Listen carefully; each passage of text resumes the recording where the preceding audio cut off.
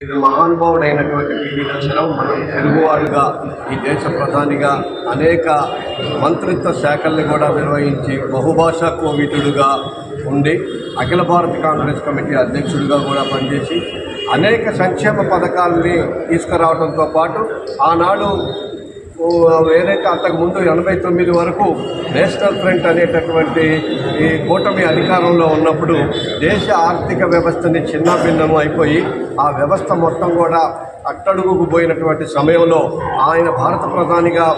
పదవి బాధ్యతలు చేపట్టిన తర్వాత మన్మోహన్ సింగ్ గారిని ఆర్థిక మంత్రిగా తీసుకొని వచ్చేసి ఆయన ఆ శాఖకి ప్రధానమంత్రిగా ఈయన ఆర్థిక శాఖ మంత్రిగా ఆయన ఉన్నటువంటి టైంలో మళ్ళీ గాడి తప్పినటువంటి ఆర్థిక వ్యవస్థని పూర్తిగా అదుపులోకి తీసుకొచ్చి ఈ దేశంలో ఆనాడు చంద్రశేఖర్ గారు ప్రధానమంత్రిగా ఉండి భారతదేశానికి సంబంధించినటువంటి అస్తవ్యస్తంగా ఉండి దాంతోపాటు బంగారాన్ని కూడా ఇతర దేశాలకి తాకట్టు పెట్టినటువంటి సమయంలో మళ్ళీ ఆ బంగారం మొత్తాన్ని కూడా ఇడిపించి ఈ దేశ